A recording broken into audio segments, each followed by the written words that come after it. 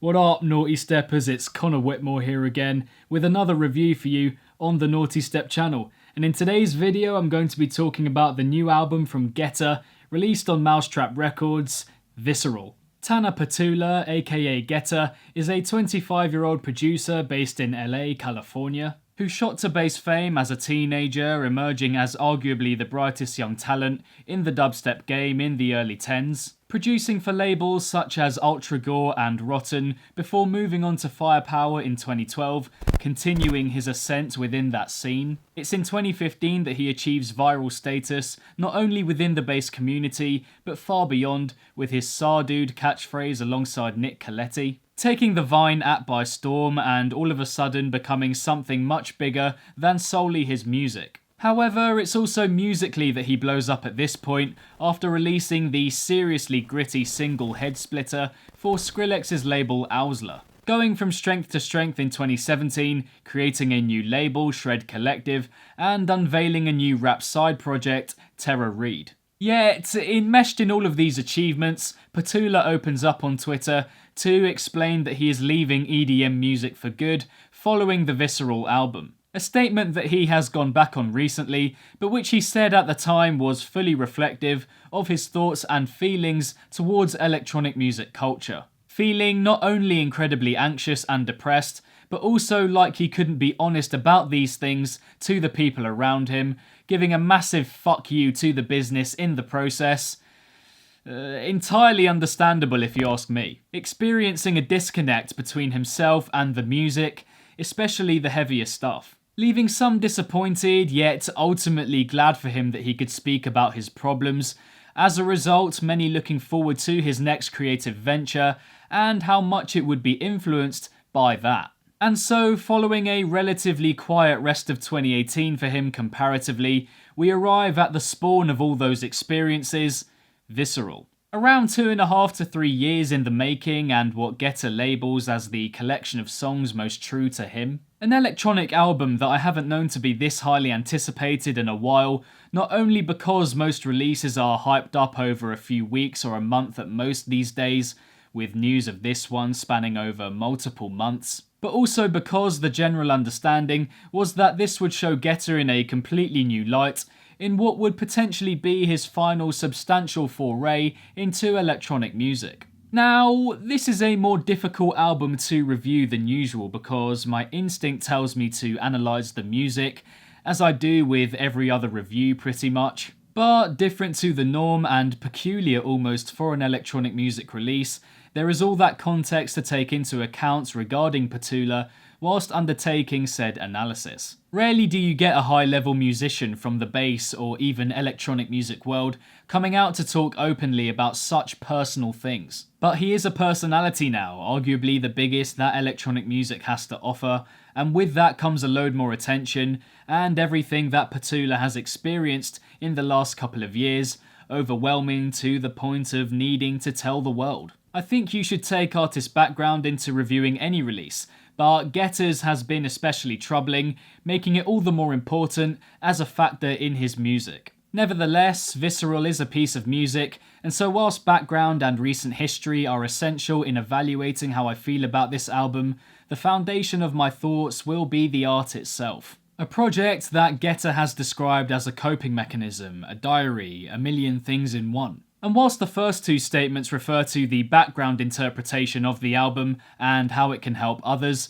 the final one about it being a million things certainly rings true musically. This album standing as a collage of memories, a montage of past interactions looking towards the future, blended and coloured into one, a full spectrum of emotions across the 54-minute runtime. However, logistically, emotion and feeling aside, this million things in one doesn't sell itself as something quite as powerful, including too much across the 12 tracks to ensure that it almost seems to try too hard, simple in essence yet convoluted in composition. Especially in light of its effortlessly brilliant predecessor Planet Neutral, released in 2016, the magnetism of which lies in its stripped back, straightforward approach. Regarding Visceral though, the introductory track Purgatory, for example, sets the tone in true atmospheric fashion with those rich purple sounds, taking on a weirdly inviting tension as they progress. But the notes layered over that sequence don't embark on the most genuine journey, and there are too many of them, an ill-managed development overall. Or in Best of Me alongside Sweet Sound, which doesn't quite live up to the vocalist's name, unfortunately. A decent beat, but it just drags a little too much and doesn't captivate. A fair bit going on, but there's not enough distinction between individual elements. In Hold On Tight, there's a pretty interesting dynamic between idea and sound when it comes to the drop sequences. Ideas-wise, in my opinion, not offering enough, and sonically, again, offering a bit too much. A lot comes together to make that sound as glaring as it is, something that I feel could have been reined in somewhat. And the final track, On My Way Out with Joji, following a pretty stunning introduction, for me just goes off in too many directions. That thing of trying a little too hard. A sweet idea with a very jovial flavour to it, but not particularly cohesive, airy-fairy and almost allowing itself too much freedom. Those are some pretty specific examples, but I think generally across Visceral, there are many moments where he tries to do too much, when a more stripped back approach may have worked better. There are several other instances on Visceral that I found to be noticeably jarring, even on my third and fourth listens through. The overall concept for the drops in All Is Lost is a riveting one, but I feel like they could have been given the high definition treatment in terms of the volume of individual sounds to make it truly euphoric. The drops in Solo are just straight up ones that I don't agree with, I'm afraid, coming across as a bit empty, directionless, and without purpose. The general slowness of release, I appreciate it as a pace change at this point in the album, but it's almost too drastic for me, the ponderousness of it meaning it really drags. And a lot of the drums across this album,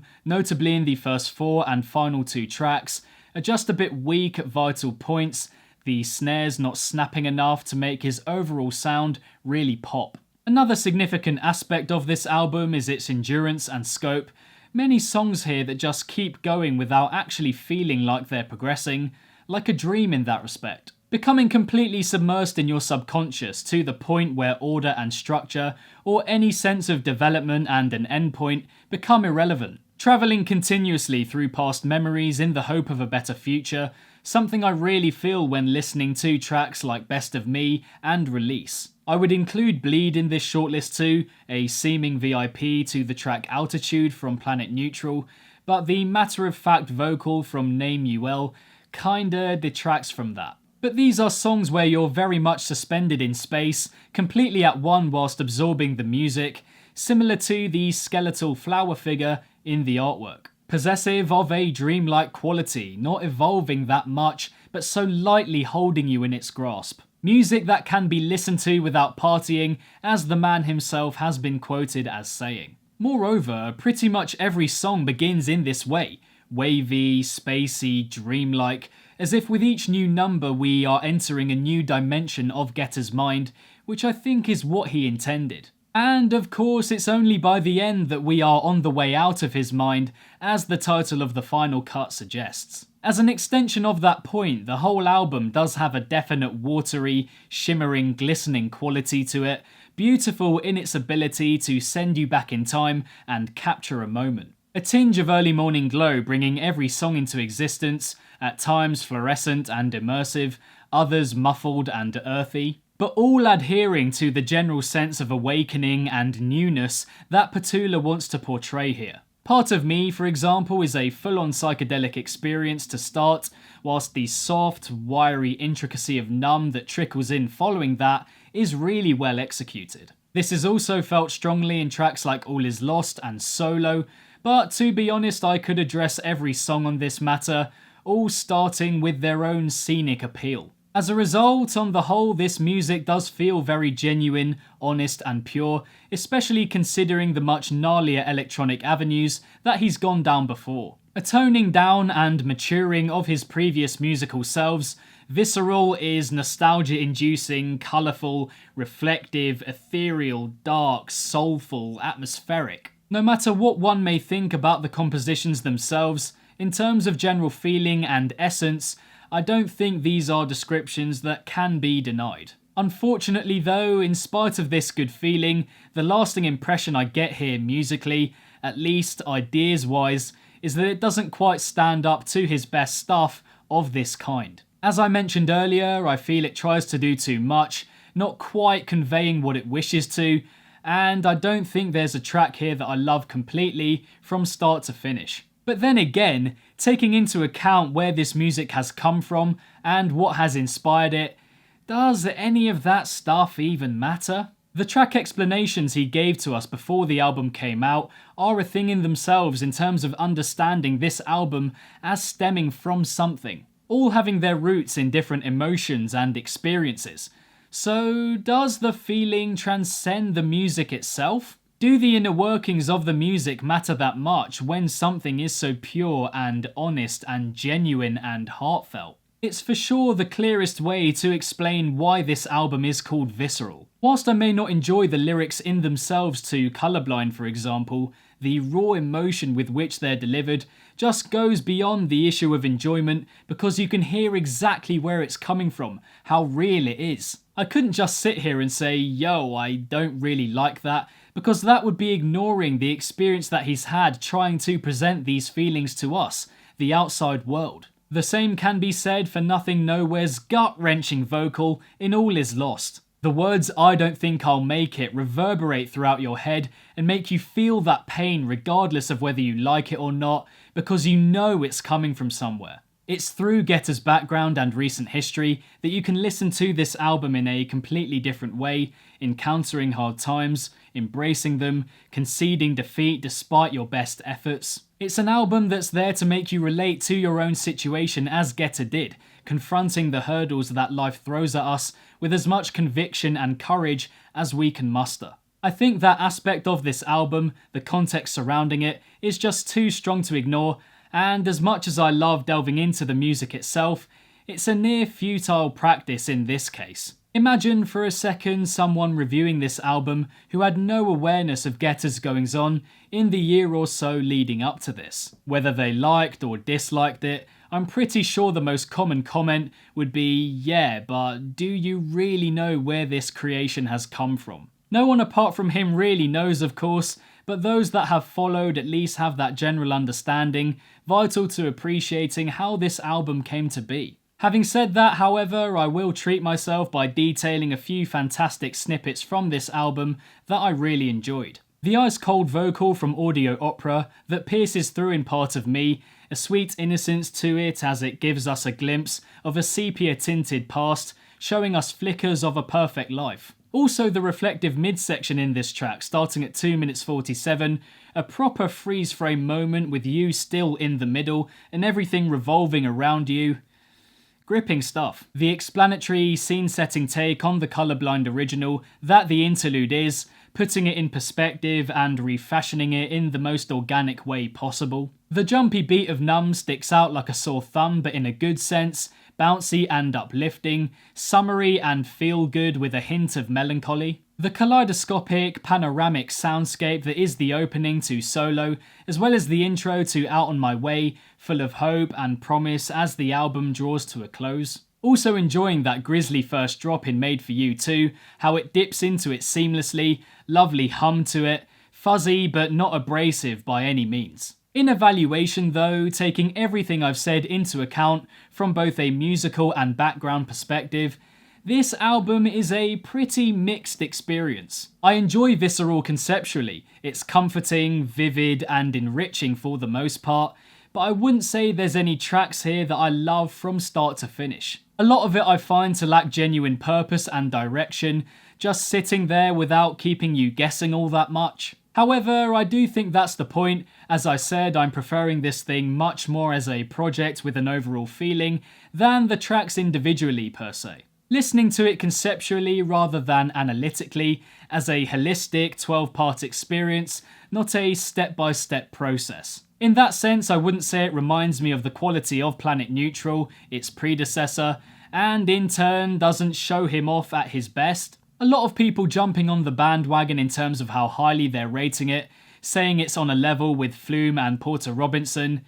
I'm sorry, but he's got a way to go before he's there yet. Not necessarily a bad thing, he is just starting out in this new foray, but there's definitely room for improvement in that respect. But that's not really the point. It's meant to be a representation of this extremely difficult time that he went through and pose as a potential cure for anyone else out there experiencing similar things. An aspect of this album that undoubtedly quells the importance of music quality to some extent, this thing has aims and intentions beyond that and goes about achieving them in the best way. Something which makes this album a very worthwhile and significant one overall. Fact of the matter is, this music is there to help people more than anything, and it certainly isn't failing on that front. Artists like Guetta need to be cherished and lauded for branching out, trying new things, being ambitious, fully taking the reins on his creation by providing new avenues of appreciation for it. Not only stylistically by incorporating different genres of music, but on a whole other level entirely, reaching out as an aid to people of all experiences and backgrounds to use for their betterment. Now, in terms of my favourite from the Visceral album, then I think I would have to go with Part of Me. The most subtle and complete of the 12 in my opinion, encapsulating most what this album is about. And in terms of recommendations, if you enjoyed this album, then check out Planet Neutral. It's incredible, only available on SoundCloud to my knowledge, but definitely my favourite project from him of all time. And so that is that for another review on the Nawtystep channel, this time of the new album from Guetta, released on Mousetrap Records, Visceral. Thank you very much, and as always, for tuning in. Be sure to leave a comment with your thoughts on Visceral. What did you guys make of it? Do you have a favourite track of the 12? Let me know in the comments below. If you enjoyed this review, then be sure to give it a big old thumbs up and subscribe to the channel if you haven't already, hitting the notification bell along the way. For some other album reviews on the channel, check out the link next to my head somewhere. Don't forget to like and follow Nawtystep across social media if you haven't already, all of which, including that sole recommendation, are in the description box down below. And lastly, if it's naughty, then you know guys, so be sure as always to keep it naughty and stay safe. And I shall see all of you legends in the next one. Peace out.